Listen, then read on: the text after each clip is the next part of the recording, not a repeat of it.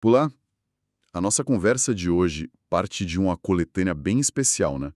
Era uma vez um coqueiro torto, do Salvador Mora. Muito especial. E a nossa missão aqui é mergulhar nessas histórias que, assim, à primeira vista, parecem simples, quase infantis, Parecem, né? mas que escondem umas reflexões bem profundas sobre criatividade, memória e essa busca por um lugar no mundo. Uhum. E o ponto de partida é uma imagem muito específica, um desenho de criança. Bom, vamos lá. Nossa primeira parada é justamente a história que dá o nome e, de certa forma, a alma para essa coleção toda. Tudo começa com um ato de pura imaginação. Pensa só, um menino que nunca nem viu o mar, pega o lápis e começa a desenhar a praia que só existe na cabeça dele. E no centro dessa paisagem imaginada, ele coloca o detalhe que muda tudo. Um coqueiro que o autor descreve como tendo escoliose e lordose. Isso mesmo, uma árvore perfeitamente imperfeita. Aí, claro, a mãe fica toda orgulhosa e decide que a professora precisa ver aquela obra de arte. Mas para o menino esse momento é de puro pavor. Ele fica com medo, sabe? Medo de que o mundo dos adultos, com todas as suas réguas e regras, venha para endireitar a sua visão de mundo. Só que, em vez de corrigir, a professora Jenny valida a criação dele. Com essas palavras tão simples, ela reconhece que a imaginação é um lugar real. Ela não só aceita a imperfeição, ela celebra aquilo como algo autêntico. E é assim que o coqueiro torto se torna a nossa grande metáfora. Ele passa a representar a beleza da falha, a coragem de ser diferente e a autenticidade que resiste àquela pressão para a gente ser todo mundo igual. E essa ideia do coqueiro torto, ela ecoa pela coleção inteira. Então, vamos descobrir outras formas de beleza fora do padrão que o autor apresenta para a gente.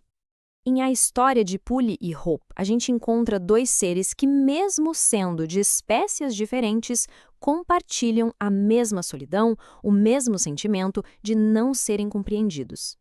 O fascinante aqui é como as lutas do nininho e do cachorro são um espelho uma da outra. Os dois são forçados a fazer uma performance para os outros. Um tem que tocar piano, o outro fazer truques, quando na verdade os dois só queriam a mesma coisa, uma conexão de verdade. Essa frase diz tudo, né? Ela mostra a ironia que une os dois. Cada um se sente tratado como o outro, presos em expectativas que ignoram quem eles realmente são. A empatia entre eles nasce dessa incompreensão que ambos sofrem. Um outro coqueiro torto aparece, mas agora na forma de uma memória muito teimosa. Na história Laura e o Louro Dourado, o amor entre uma jovem e seu papagaio se torna algo que transcende a própria morte. Essa linha do tempo revela uma coisa incrível. O papagaio se torna um guardião vivo da memória. Muito tempo depois que a Laura se foi, ele se recusa a deixá-la ir, mantendo o diálogo deles vivo. Décadas depois, no meio do barulho de um shopping, o eco desse amor ainda ressoa, provando que algumas conexões simplesmente não desaparecem. Mas a coleção também serve como um alerta.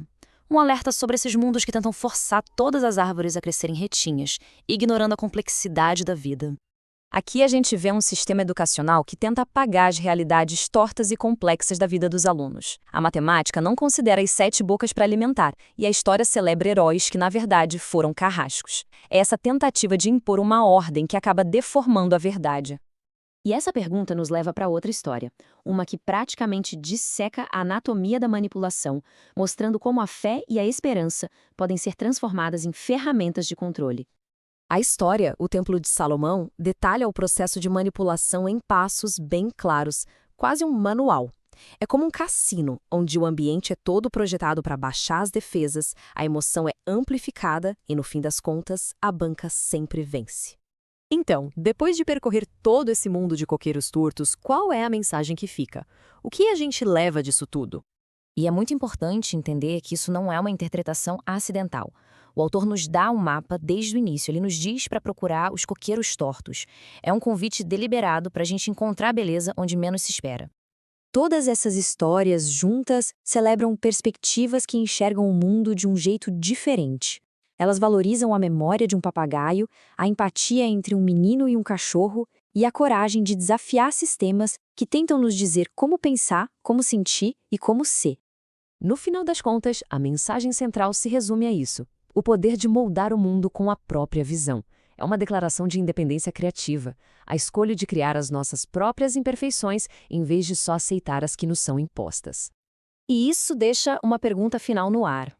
E se, em vez de buscar perfeição que o mundo exige, a gente passasse a celebrar os coqueiros tortos, tanto em nós mesmos quanto nos outros? O que será que a gente poderia descobrir?